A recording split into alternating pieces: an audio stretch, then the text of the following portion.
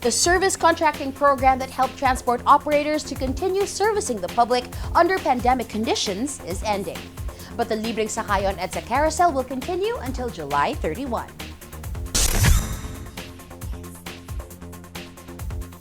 At the height of the COVID-19 pandemic and even as its effects waned, the service contracting program implemented by the Department of Transportation and the Land Transportation Franchising and Regulatory Board helped bus and jeepney operators continue providing public transport. Under the SCP, those participating in the program were paid by the government for the number of times they applied their routes.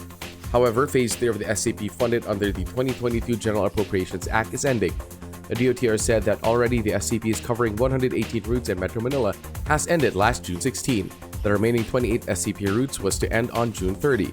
However, the DOTR said the Libreng Sakay on the Edsa busway carousel will continue until July 31, 2022. Phase 1 of the SCP was launched in November 2020 under the Bayanihan to Recover as One Act with a total funding of 5.58 billion pesos. The SCP resumed with Phase 2 in September 2021 with 3 billion pesos in funding from the 2021 GAA.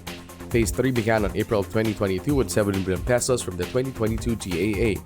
The LTFRB said that as of June 21, 2022, around 203,639,626 passengers benefited from the SCP since it first began in 2020.